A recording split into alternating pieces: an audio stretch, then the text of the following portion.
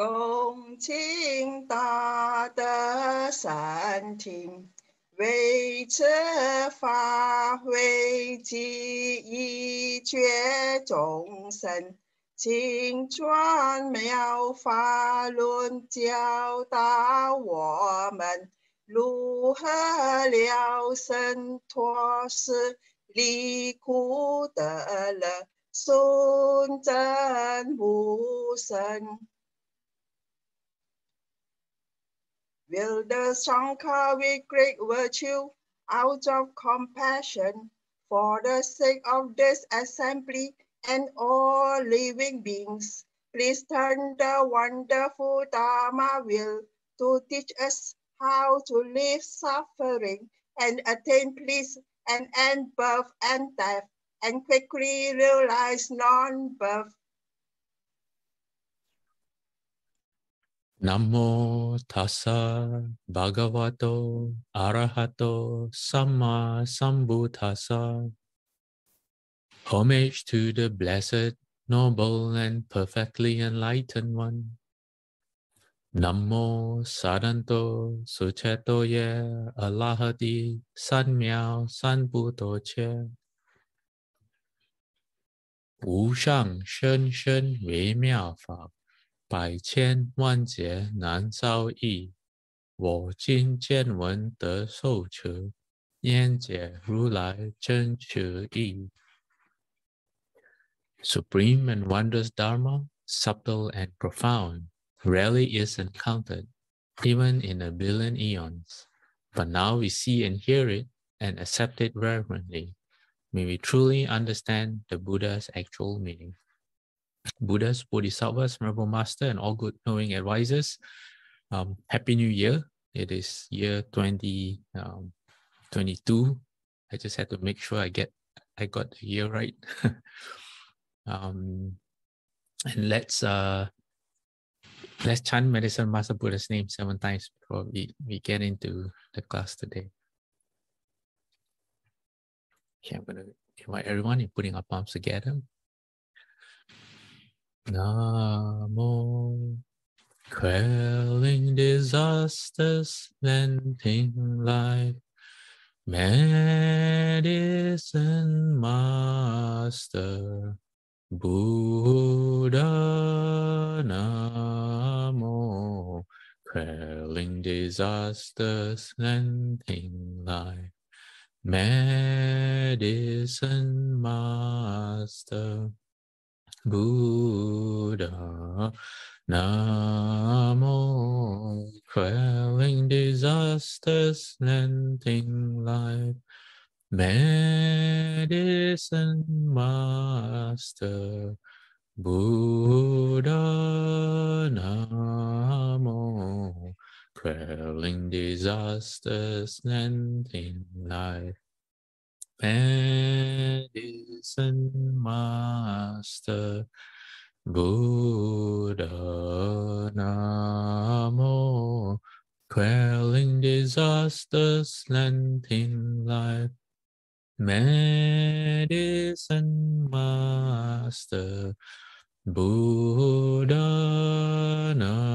Namo, quelling disasters, lending life, medicine master, Buddha Namo, quelling disasters, lending life, medicine master, Buddha, medicine master, does come one. Medicine master, does come one. Medicine master, does come one. Medicine master, does come one. Okay, let me end this slideshow and begin this slideshow. I, for one, am very grateful to be starting off the new year. I can't think of a better way to start off the new year than with a sutra like the Medicine Master Buddha Sutra or any other sutra. the world doesn't seem to be in a very happy state right now. It's the new year, but it's not very happy for many people.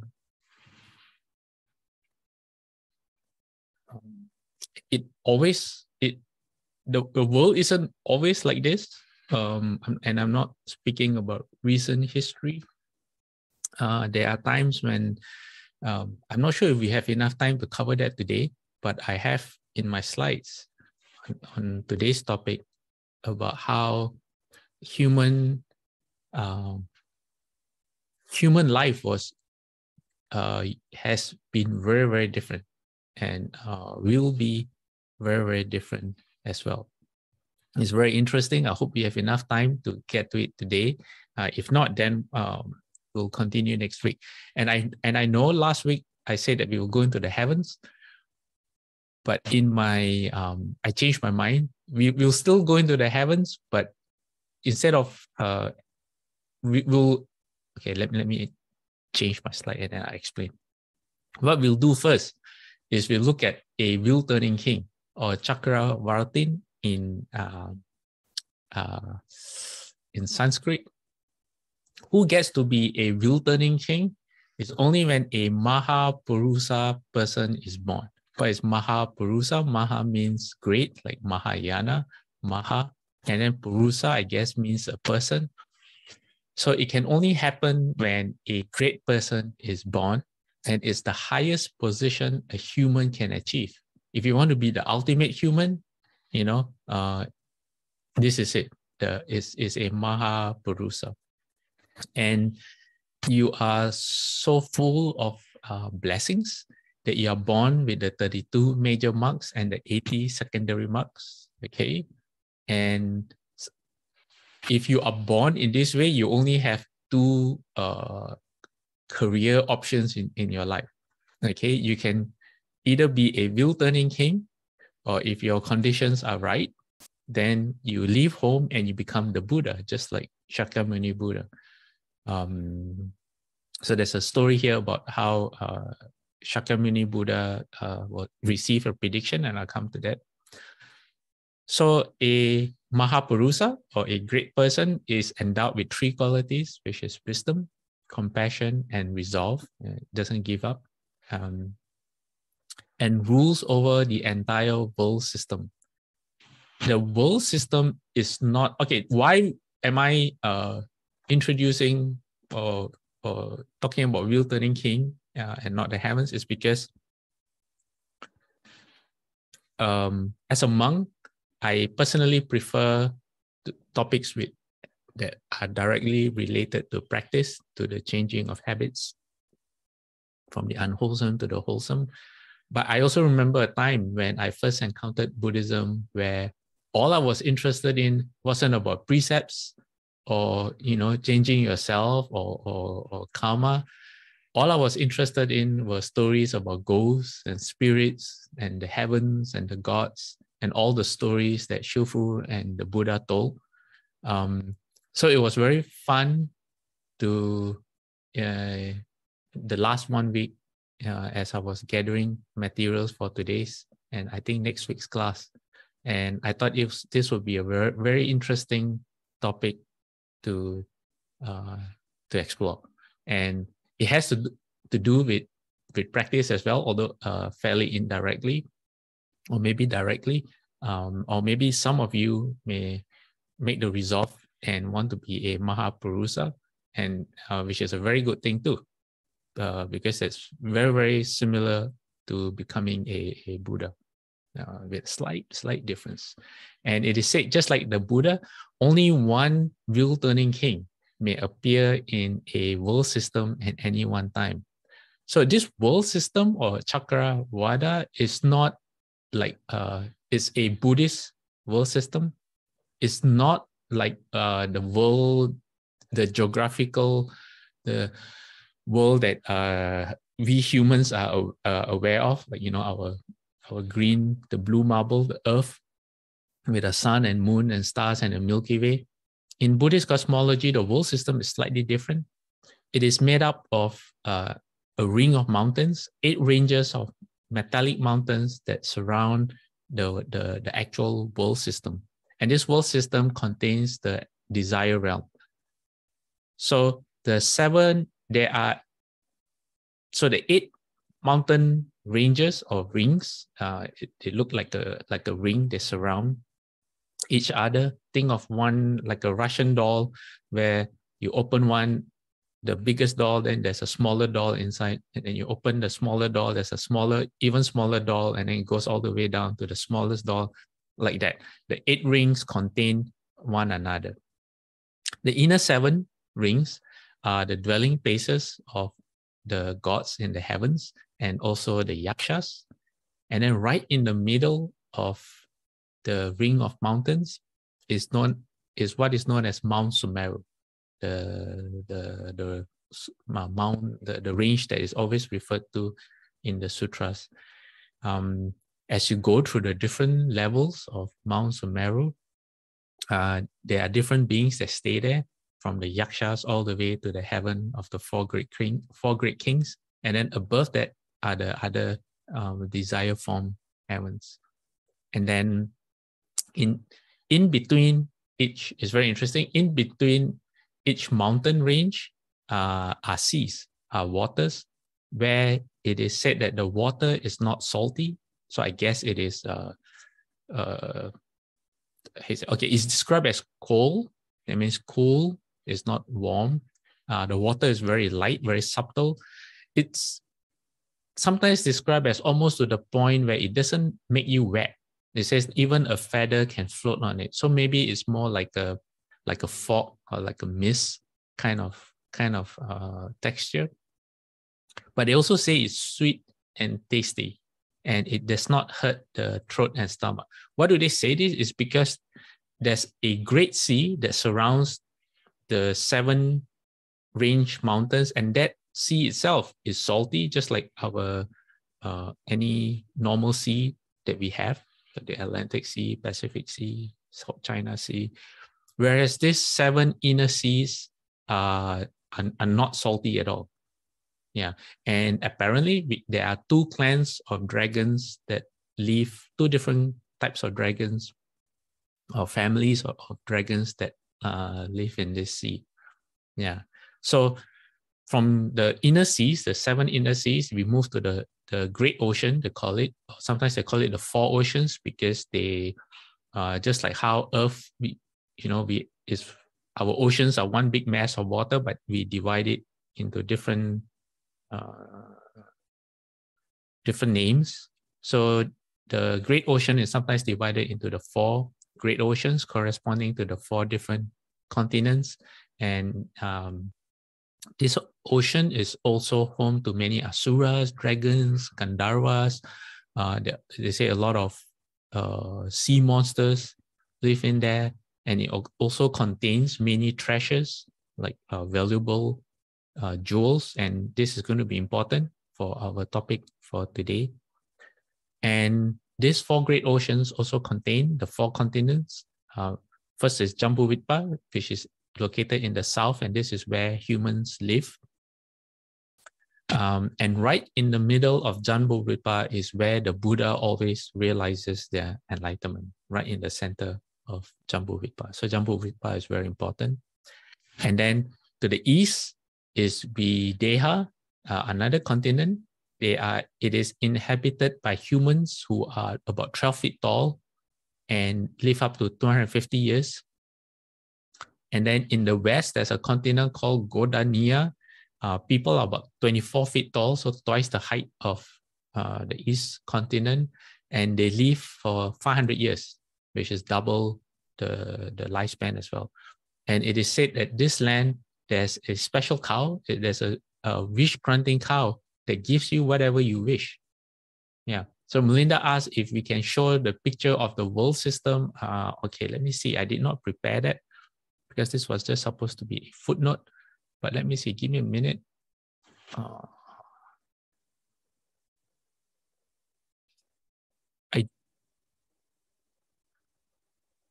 don't. Let me see. Page display, single page.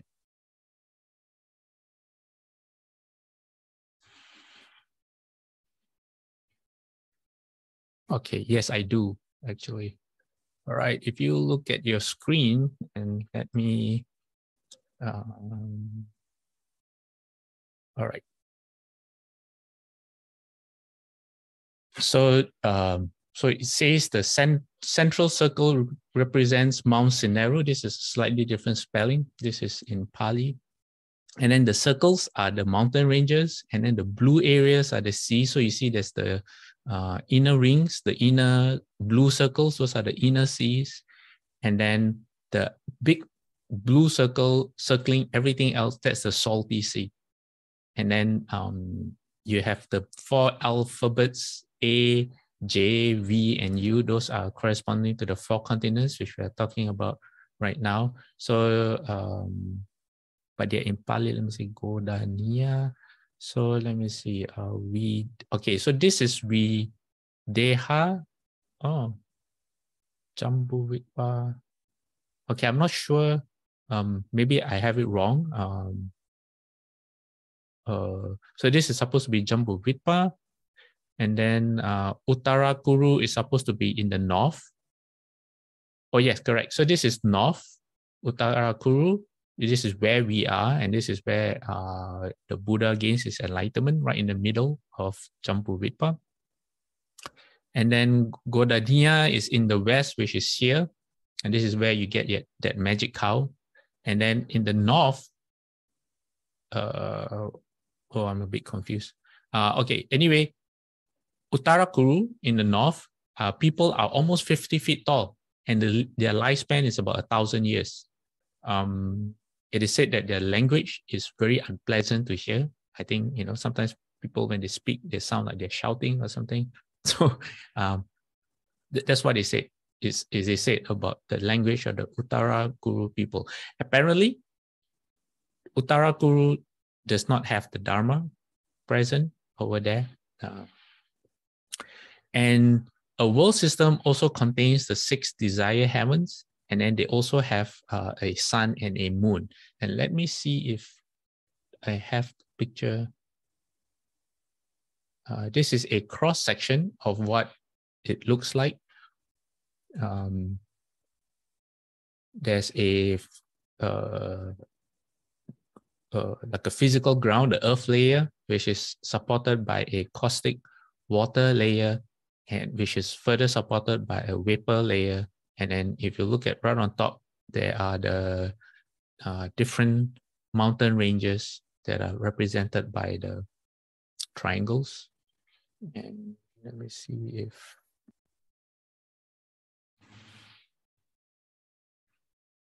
No, it's about the images that I have so far. Okay, moving on. Okay, so Prince Siddhartha was such a person. He was definitely a Maha Purusa and a wheel-turning king. If such a person becomes a wheel-turning king, they are naturally endowed with what is known as the 7 treasures. I mean, we'll come to what the 7 treasures are. And then they also enjoy 4 different blessings. What are the blessings? They're better looking than everyone else. If there was the most handsome man of the year award, it would always go to him. He lives longer than everyone else, has excellent health and digestion, and is loved by all.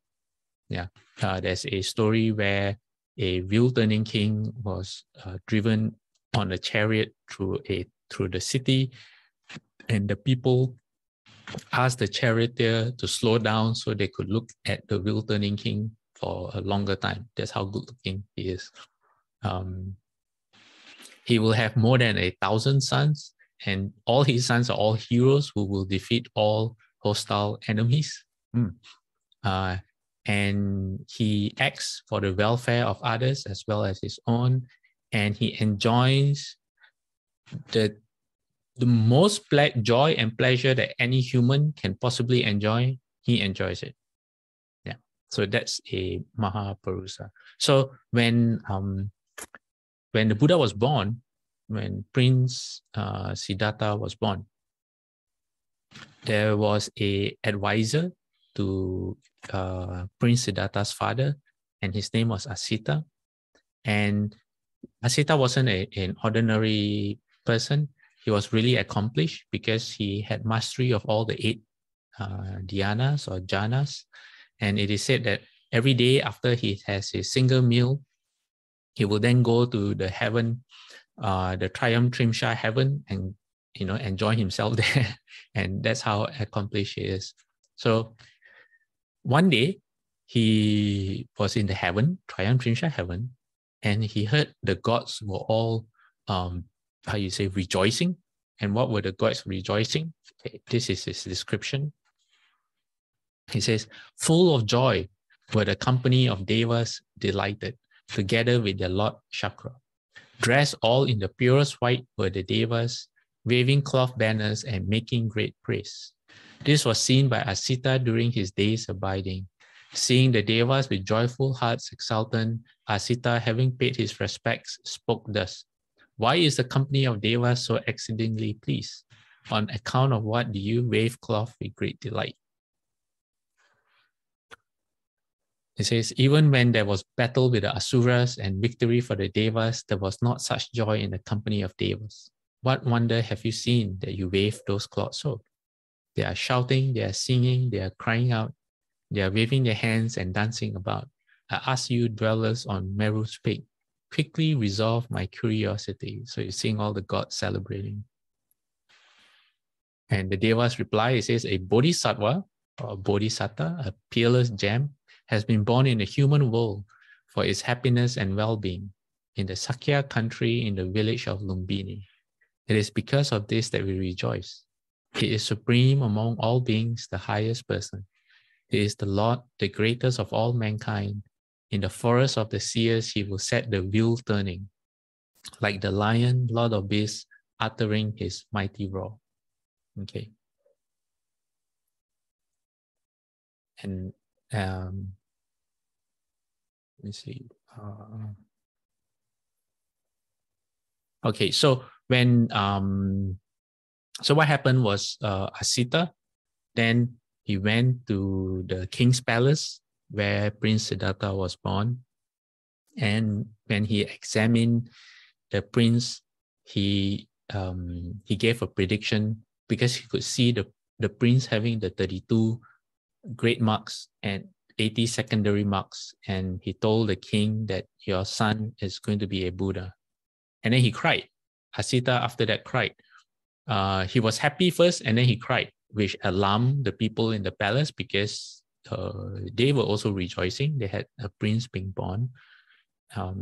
And seeing the great seer cry made them think that there was going to be a misfortune. So he said, no, I'm crying not because any bad thing will happen to Prince Siddhartha. He said, no, he will become a Buddha and lead all gods and men, will be a teacher of all gods and men. He said he is crying because he knows his life will end before Prince Siddhartha becomes the Buddha. And because he had mastered the 8 dhyanas, he knows his rebirth will be in one of the higher, I think will be in one of the, I don't know, the formless, one of the highest formless heavens that correspond to the, I think the 8 dhyana. And because of that one's existence in the heaven is so subtle that when you're there, it's almost like, I think the easiest way to explain is like, it's almost like you're sleeping, you're in deep meditation, and you will be unable to visit the Buddha and learn and say end birth and death. So that made him really sad, and which meant that his chance, this really valuable opportunity to end birth and life, did not open up to him. Yeah. Also, there were another 8 group of seers who were very well known with the signs of a great man. And when they saw the prince and examined the prince, 7 of them said that this prince will either be a wheel-turning king, this baby boy will either be a wheel-turning king or a Buddha, but only one of them, a Brahmin named Kondana, he said there is no way this person will be a wheel-turning king. He will definitely become a Buddha. So because of this, it is said that that's how Prince Siddhartha got his name.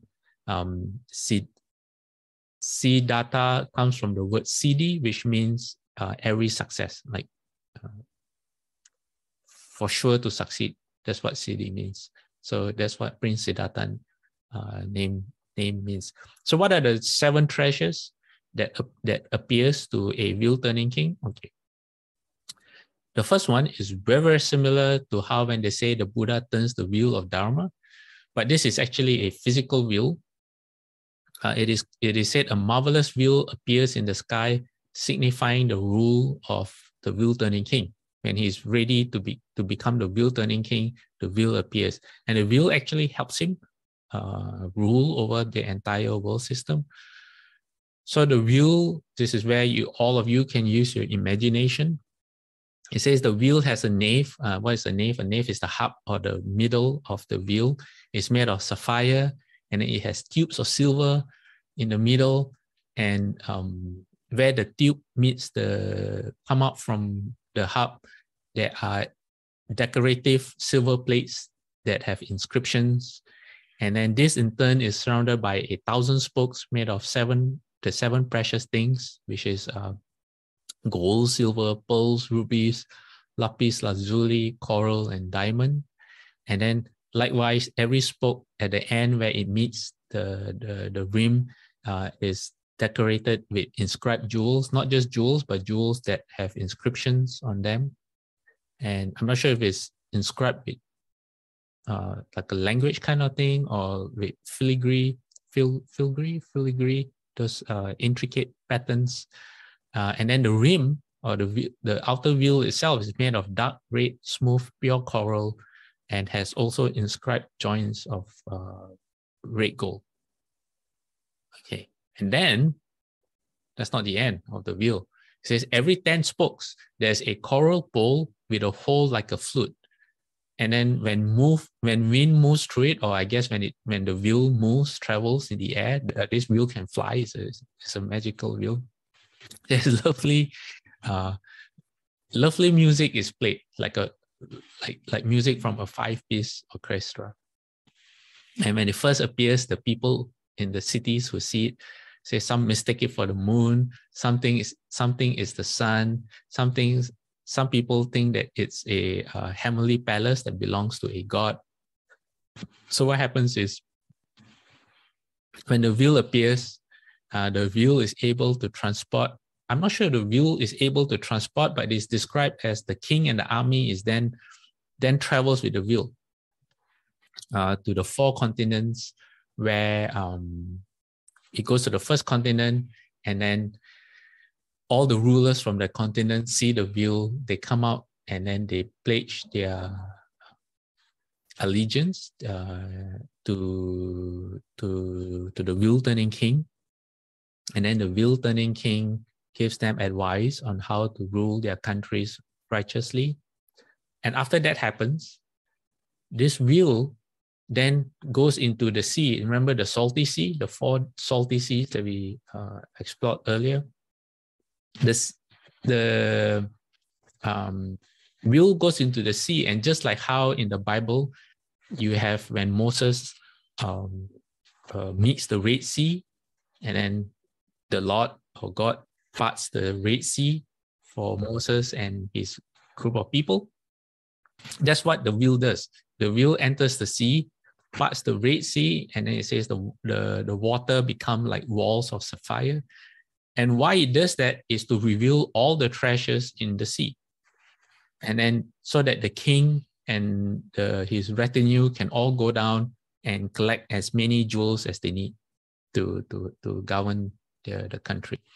And then so from one continent and one sea, it repeats to the second continent and the second sea until all the world system is visited and conquered by the turning king.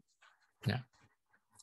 And then what are the other treasures that comes to the wheel turning king? The second one is called the elephant treasure. What is the elephant treasure? It is said that the king, once he becomes the king, and then he is very generous with his people. He makes sure everyone is taken care of. He observes the 8 precepts. And then what happens is, through the king's wishes, a great elephant comes forth. And this is not like the elephant that we know of, that you see on TV or you see in zoos. This is just like the wheel is a magical elephant. It comes from either the Chadanta or Uposatha tribe, 2 tribes of magical elephants. And this elephant can fly. I think it's a bit similar to the 6-task elephant of great strength, Bodhisattva. Did I get that right? Is it great strength Bodhisattva, the elephant? If anyone knows, please let me know. Okay, hold on, just give me a second. Okay. And this elephant understands the wishes of the king and can take the king on a tour of the world in the time that it takes someone to finish their breakfast, something like that. So it can fly really fast. The king also has a horse treasure, which is very similar to the elephant. And then also has a jewel treasure. This jewel treasure is said that it's about 5 feet wide, so it's huge, and it's made of beryl. Beryl is a jewel that a precious stone that, if it's pure, it is crystal clear like a diamond or crystal. But when it is colored, it is referred to as emerald or aquamarine, depending on the color of the impurity. It comes in different colors like green, blue, yellow, red, sometimes even black. And this jewel treasure has pearls, decorated with pearls, gold lotuses, and 84,000 other jewels. And it is said that it's so bright that its light can shine up to a distance of 1 yojana, or about 7 miles, give or take. In the sutras, they describe a yojana as the distance an ox cart will travel in a day. So basically, as far as you can, practically as far as you can see with the eye is one way you can describe it. So just like anyone who has a new torchlight, I have a flashlight.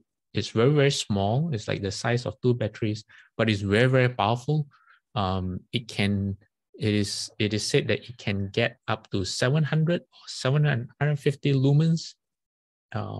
That's very, very bright. And the first thing I did when I got it was wait for nighttime so I could test my flashlight.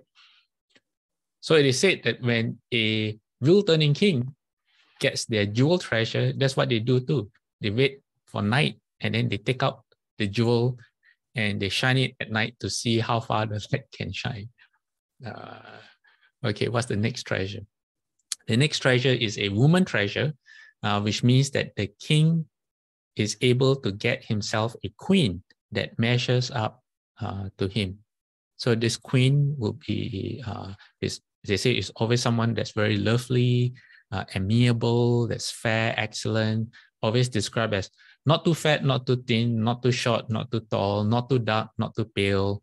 Her beauty is more of a goddess from the heavens than human beauty, and is very pleasant. And I guess it's fair to assume that she'll be the king's confidant. She will balance out the king in his decision making and all that. And then the next treasure that the king will get is the householder treasure. So treasures in this sense are not in the traditional sense, like, gold or silver, but something valuable that will help the king. So, for example, his queen, his counterpart, and then the householder treasure. What is a householder treasure? This is someone who has been born into great wealth. So someone who knows how to manage money, born into great wealth due to his karmic blessings. So the king will appoint this person as the treasurer of the world. Yeah, the king's treasurer. And it is said that this householder has a divine eye that can see buried treasure. Yeah, I'm not sure if it's meant to be taken literally or it's a metaphor. You know how you say the person has the Midas touch, or he has the golden touch, everything he touches turns into gold. It doesn't mean that, you know, it literally turns into gold, not like King Midas, but that this person is very astute in being able to manage his investments and make money. I guess maybe it's both. Yeah, because there's a story that the king wanted to test his treasurer. So it took a boat out into the middle of the sea and then, or a river. And then the king suddenly told the treasurer, he said, you know what? I need some gold coins. Can you get me some gold coins? And the treasurer said, okay, sail the boat, you know, a few feet to the left or a few feet to the right. And then he put his hand in and he took out a bucket of gold coins, because with his divine eye, he could see where treasure was. Yeah, so the king was very pleased. He said, there's a good householder treasurer that I have. And then the next treasure that the king has is known as the counselor treasure. This is someone who the king depends on for advice in helping him govern the world. This person is learned, he's very wise, he's very clever, he's very skillful. He knows what should be done at the right time, what should be maintained, what should be abandoned. And he also is very much in touch with the tone of the people. He knows if people want to harm the king, if people are happy with the king's decisions, or if they're not. Okay. All right. I have something in the chat box. It says universal worthy bodhisattva is the one with the elephant. It's a 6 stars elephant. I think I said it was great strength bodhisattva. No, I was wrong. It is universal worthy bodhisattva. Thank you. Okay. Moving on.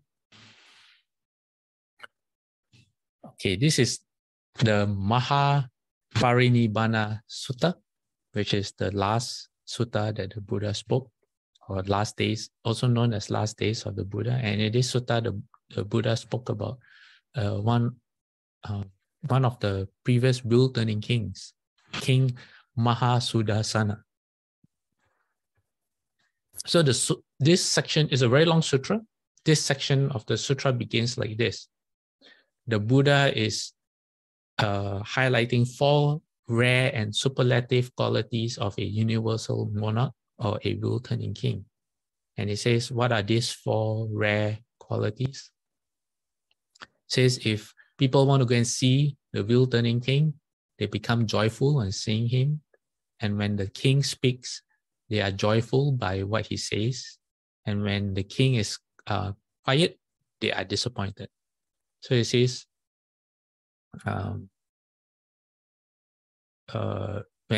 whether they are nobles, Brahmins, householders, or ascetics that go to see a universal monarch, these are the 4 rare qualities that a wheel-turning king has.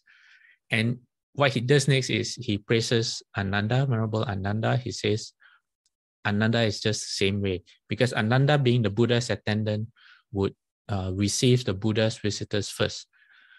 And he would always know the right time to either forward them to the Buddha or to provide advice and to deal with them. So the setting for this is the Buddha. This part of the sutra is the Buddha choosing his final place of rest, because the Buddha was at the end of the physical body's lifespan. So the Buddha wanted to find a place where he would lie down for the last time. So the next part of the sutra has this. It says, when this had been said, the Venerable Ananda spoke to the Blessed One, saying, let it not be, Lord, that the Blessed One should pass away in this mean place, this uncivilized township in the midst of the jungle, a mere outpost of the province. There are great cities, Lord, such as Kampa, Rajagaha, Savatthi, Saketa, Kosambi, and Benares. Let the Blessed One have his final passing away in one of those. For For in those cities dwell many wealthy nobles and Brahmins and householders who are devotees of the Tathagata, and they will render due honor to the remains of the Tathagata. So basically, the place that the Buddha chose for his final place at rest wasn't a glamorous place. It wasn't a city with a lot of people to help out. It was, maybe near a very small village out in the boonies. There wasn't any conveniences that people were used to. You could say that. It was in the jungle or the forest. So the Buddha said, he says, do not say that, Ananda. Do not say this mean place. Say, don't look down on this place. Don't judge this place for what you can see. Why? He says, in long times past, Ananda, there was a king by the name of Mahasudassana, who was a universal monarch, a wheel-turning king. He says, a king of righteousness, a conqueror of the 4 quarters of the earth, whose realm was established in security and was endowed with the 7 jewels. And that king Mahasudassana, Ananda, had his royal residence here at Kusinara, which was then called Kusawati, and it extended 12 yojanas from east to west and 7 from north to south. So the Buddha revealed to Ananda that this place was the former dwelling place of the wheel-turning king, although it was a long time ago. And although now all they could see was a forest or maybe a small village, in fact, in the past, it was a great city was there. Yeah.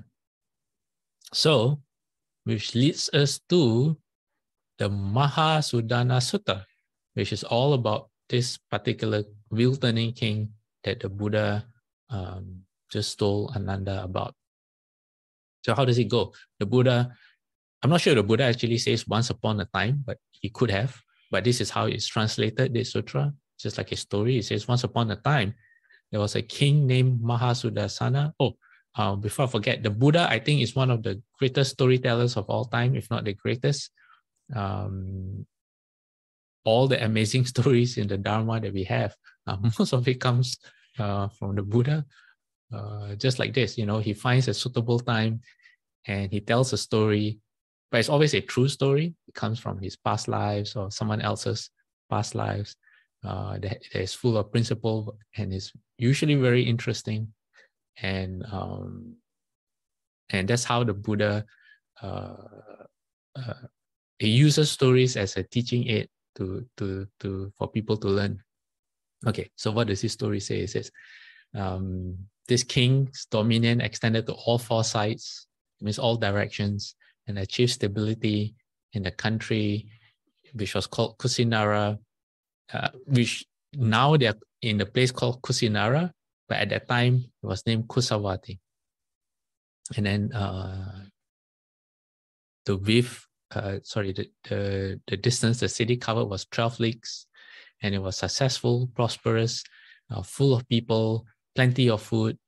And he says it was just like Alakamanda, the royal capital of the gods, which is successful, prosperous, full of spirits with plenty of food. So is a big deal to say a city is like an actual city of the gods.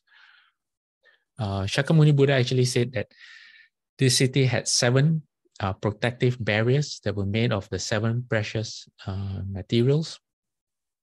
And if you read the sutra, it describes the city kind of like a mini Pure Land. It says there are 7 rows of palm trees, and then the palm trees are made of precious things. They have gold.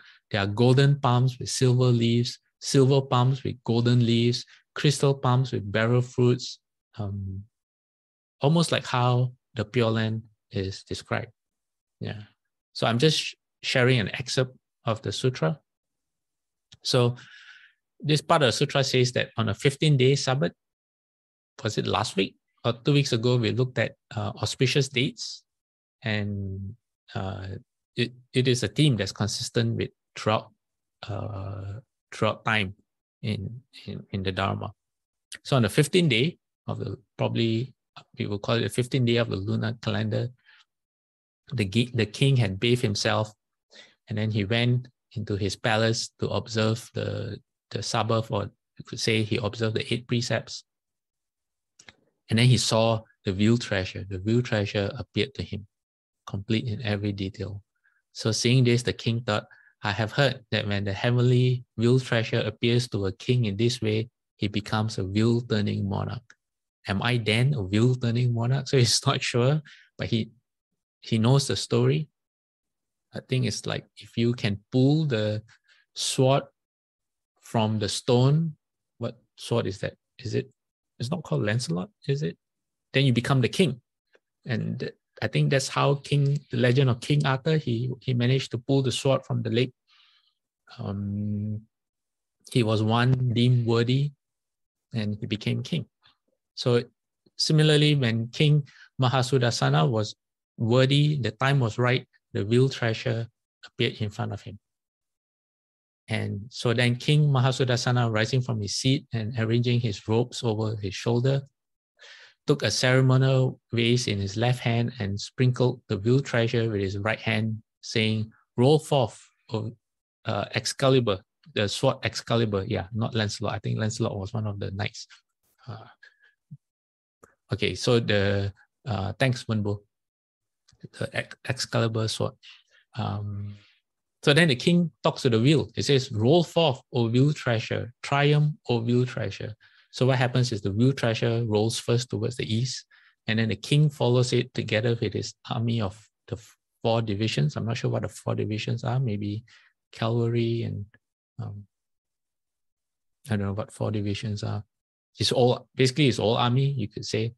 And okay, so during this time, okay, the context for this sutta is when people had very, very long lifespans. I think the average lifespan of people were 84,000 years. And it's not like, it was a very different existence for humans at that time, okay? And we'll come to lifespans of humans. Maybe we don't have time for it this week, but definitely next week. So what happens is the king and his army follows the wheel to the first place, one of the continents, and the king will make camp there with his army. And he says any opposing rulers of the east. Okay, so the eastern quarter is the first place to go to. So all the kings or rulers from the eastern quarter come to him and say, come, great king, welcome, great king. We are yours, great king, instruct us. They are overawed by the real treasure appearing, and they know that this is someone who they can trust. So then the king instructs them in the 5 precepts. It says, do not kill living creatures, do not steal, do not commit sexual misconduct, do not lie, do not drink alcohol. And he also tells them to maintain the current level of taxation. Don't be greedy, don't increase your taxes. And so it says the opposing rulers of the eastern quarter becomes his vassals or his subjects. And then what happens then is the wheel then goes, after that, the wheel then goes into the ocean, the Eastern Ocean. And this is where the wheel reveals all the precious jewels in the ocean. And then the king and his people can go and collect as many as he needs. Yeah. So the sutra goes on to describe how after the king has his treasures and not just his 7 treasures, but also has conquered the entire world and has collected enough treasures, precious jewels from the oceans. He then decides to build lotus ponds. He plants flowers for people to use. He builds great parks. He has bath attendants to help people bathe. He sets up charities along the ponds that he builds to provide people with whatever they need, with food, drink, vehicles, money, whatever they require, he provides them with kind of like a very utopian image of a city. And then a lot of his subjects then want to make offerings to him, but he tells them that he already collects taxes and there's enough and he doesn't need any more. So what they do is they decide to pull their offerings to him because they, in order to build him a great palace. So they still want to pay their respects to the king in that way. So when they want to do this, apparently Lord Chakra in the Triumph Trimsha heaven finds out. He says, oh, they want to build the king a palace. So what he does is Lord Chakra tells one of the other gods in the heaven of the 33 or the Triumph Trimsha heaven, he says, hey, can you go build a palace for the king, for the great wheel-turning king? So the Deva goes down, tells the king that he wants to build him a palace. So the king actually gets a heavenly architect, not just royal architect, but an architect from the gods who builds him a palace that surpasses any other dwelling in the world. Yeah. So the king then, after enjoying the best of what life has to offer, then naturally thinks, it says, of what deed of mine is this the fruit and result that I am now so mighty and powerful? So he thinks, what have I done to deserve this? What karma did I do? Then he realizes that it's the result of three kinds of deeds: of giving or generosity, self-control in not, for example, not exhausting his blessings, in not giving into his desires, and restraint. So when he understands his own cause and effect, he went to the great foyer, I guess maybe his balcony or his what is foyer, like a lobby, and he had this great wish. He says, stop here, sensuous, malicious, and cruel thoughts, no further. So he basically wanted to put an end to all his impure thoughts. That was his wish. And this is someone who is the most powerful man in the world. And he said that from there, he sits on his golden couch, of which he has 84,000 couches, which basically is a number to mean that he has more couches than anyone else. And quite secluded from sensual pleasures, secluded from unskillful qualities, he entered and remained in the first absorption, which has the rapture and bliss born of seclusion, while placing the mind and keeping it connected. Basically, he sits down and he enters the first dhyana through his meditation.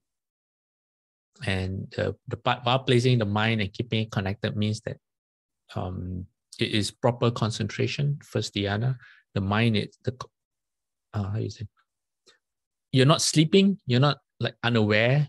The mind is very aware and very concentrated. And then he enters the second dhyana, and then the third dhyana, the fourth dhyana. And this is what the next slide is about. Second, third dhyana. Let me see. Okay, I'll move on. So after entering and exiting the four dhyanas, he went to his golden chamber, where he sat on another golden couch, and then he started practicing loving kindness with his mind already very calm and concentrated. He spread loving kindness to all the directions in the world.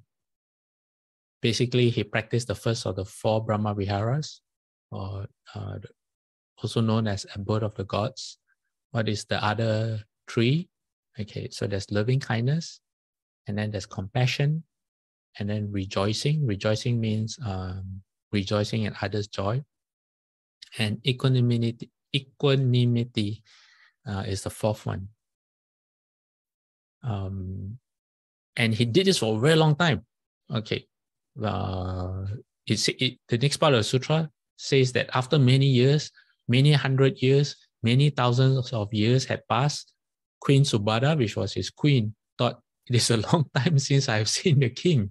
Why don't I go to see him? So I guess when your lifespan is really long, like, at least 84,000 years, if you don't see your husband for a few thousand years, it's like no big deal. And so all this while, it is assumed that the king has been meditating. So the king saw the queen coming and said, don't come. He says, don't come in here. So what happened? So what he did, the king did, was he asked one of his subjects to bring a couch in, and then he lied down on the lion's posture on the right side, just like the Buddha. He says, placing one foot on top of the other, mindful and aware. So when the queen saw this, the queen knew exactly what was going on. So the queen thought, the king's faculties are so very clear and the complexion of his skin is pure and bright. Let him not pass away. It says, you're still young. You're still young. You're not sick or anything. So she reminded him of his possessions, of his powers. You have 84,000 cities, arouse desire for this, take an interest in life. So the king didn't just have 84,000 cities. He had unlimited palaces, chambers. We already know he had many cultures. He had many bull elephants, horses, chariots. So like saying, if in modern equivalent, you could say that he had all the best and rare cars, special Lamborghinis and Ferraris or Rolls Royce or Bentleys, and food. It is said that every time when he wants to eat, he has access to 84,000 dishes. So the queen naturally did not want the king to pass away and wanted the king to remember his responsibilities and all the pleasures he had in life. So what did the king say? He said, for a long time, my queen, you have spoken to me with loving, desirable, pleasant, and agreeable words. And yet in my final hour, your words are undesirable, unpleasant, and disagreeable. So I think this made the queen slightly shocked. He says, then how am I to speak to you? Because for any reasonable person, her words were pleasant and agreeable. So he says, this is what you should say to me. It says, we must be parted and separated from all we hold dear and beloved, meaning impermanence. Don't pass away with concerns. Such concern is suffering and is criticized. Sire, you have 84,000 cities with a royal capital or Kusavati foremost. Give up desire for this. Take no interest in life. And then he repeated this for all the different possessions that he had. So Shakyamuni Buddha says that not long after he said that, the king passed away. And he says that the way he passed away, he said, was like a householder or their child falling asleep after eating a delectable or delicious meal. So you eat a good meal and then you go and fall asleep, and that's how this king passed away, extremely comfortable. And he was reborn in a Brahma realm. A Brahma realm you can only get to it's not through blessings anymore. The Brahma heavens you get to through your practice of meditation. So then Shakyamuni Buddha told Ananda, he said, this king played children's games for 84,000 years. He ruled as viceroy for 84,000 years, and he ruled as king for 84,000 years. He led the spiritual life as a layman in the palace of principle for 84,000 years. And having developed the 4 Brahma meditations or the 4 dhyanas, and his body broke up after death, he was reborn in a good place, a Brahma heaven. So this king had a very long life. 84,000 years, he was a child, with no cares or concerns in the world. Then he became a viceroy. I'm not exactly sure how to define viceroy. You're not king, but you are responsible for many things. And then he was king for 84,000 years. And then the next phase of his life, the 4th phase of his life, he spent it in practice. I guess this is a very good rule for a lot of householders. There comes a time where you recognize that, okay, you have done enough in this world, and maybe now it's time to look after what happens to you for your next life. So then Shakyamuni Buddha says, now Ananda, you might think, surely King Mahasudarsana must have been someone else at that time, but you should not see it like that.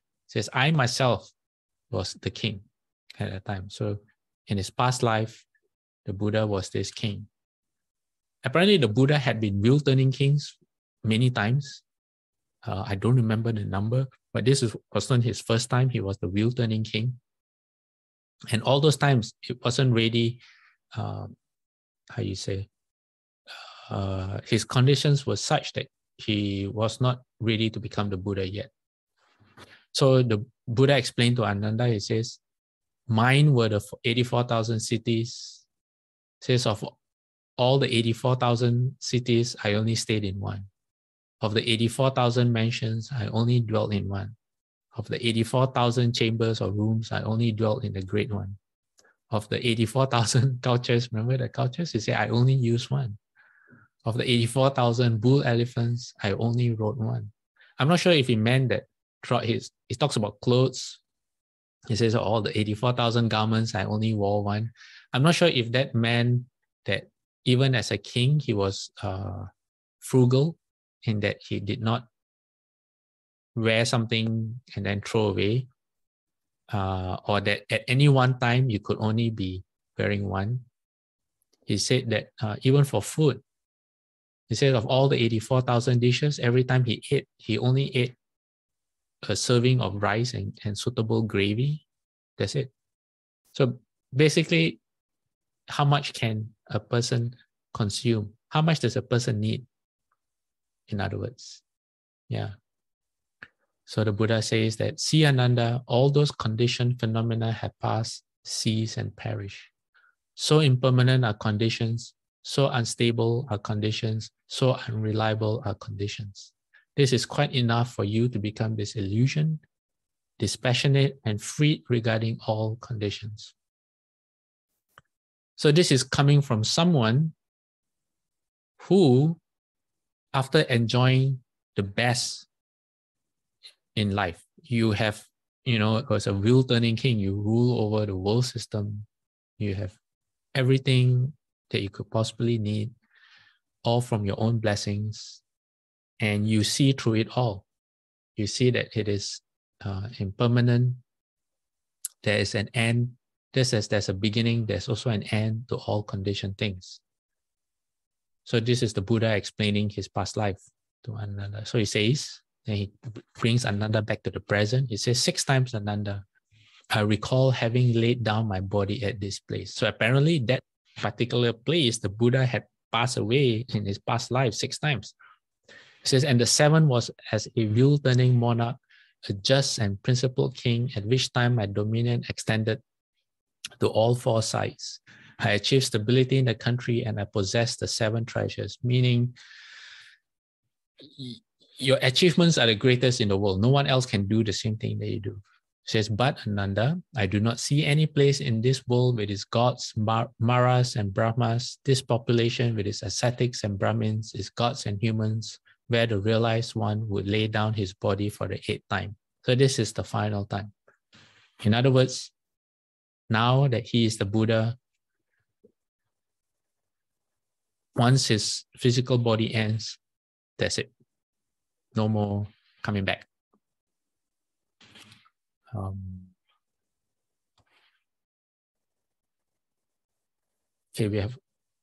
Okay, Sue Wong has a question. I'll come to that question after the next slide, because this is the last slide that's connected to what we just gone through. So then the Buddha said this. He said, all conditions are impermanent. Their nature is to rise and fall. Having arisen, they cease, and their stilling is true bliss. So I guess that's very important for us because our lives are nowhere near a wheel-turning king. But at the same time, we find it so hard to give up, all this,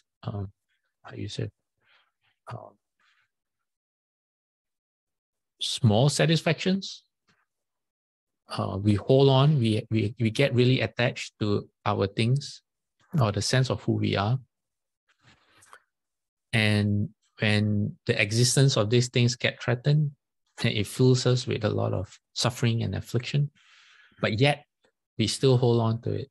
So the Buddha is showing us someone who has had the best things that we can, even our imagination are unable to understand, can still give up because they realize that things are all conditioned, things are impermanent. Okay, so Xu Wang's question is, it says a wheel turning king is basically a position one gains because of one's cultivation. Yes, correct. And then second part is, by the virtue of the name, is the wheel turning expound Dharma or just enjoying his blessings? Okay, the wheel turning is very similar in concept to the wheel turning of the Buddha. However, because he is not the wheel turning king is not a Buddha, he is not a teacher of gods and humans, so he rules. He does have virtue. For example, he follows the 8 precepts, and then he governs according to the 5 precepts, like how we discovered he advises his fellow rulers in the other continents to rule according to the 5 precepts. But he doesn't expound the Dharma whereby you end birth and death. Yeah. So when you say, is he just enjoying his blessings? Well, this part of the sutra that we are at, Medicine Master Buddha Sutra, remember Medicine Master Buddha said that if one has heard the name of Medicine Master Buddha, no, Shakyamuni Buddha said that if one has heard the name of Medicine Master Buddha, even if they were to be reborn in the heavens, their heavenly blessings will not end. So it is just like us right now. What we have is a result of our blessings, is true. But what we do also, you can't just say we are just enjoying blessings, because when we do have the opportunity to enjoy blessings, we can always turn it around to generate more blessings or to generate merit as well. So for a practitioner, the opportunity is there. For a non-practitioner who is not aware, then it is like you're just enjoying yourself, not knowing that you're just exhausting your blessings. And which is why sometimes some heavenly beings, we looked at last week, they fall from the heavens after exhausting their blessings, because they just enjoy what they have rather than practice and generate more. So next week, what we'll do is I have a few more slides about the wheel turning king, and it has to do with how human lifespan, how because of a wheel turning king and his failure to govern as a wheel turning king, the decisions that he makes starts off a chain reaction where human lifespan decreases from 80,000 years right up to, the Buddha explains, to I think 10 years, something like that. Yeah, so that's what we have for next week. All right, any more questions or observations? Okay, if not, let's transfer merit and do our 3 bows to the Buddha, Shufu. Before I do that, let me change my microphone settings so you can hear the... Okay, slideshow.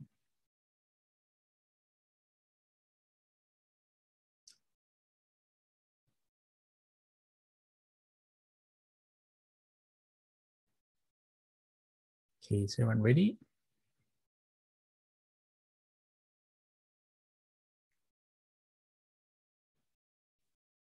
May every living being, our minds as one and radiant with light, share the fruits of peace with hearts of goodness, luminous and bright.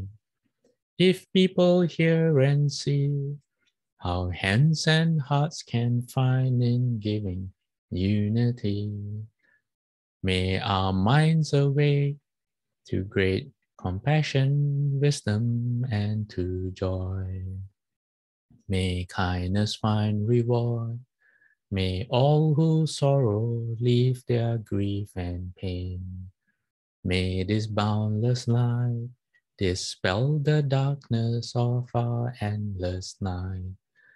Because our hearts are one, this world of pain turns into paradise.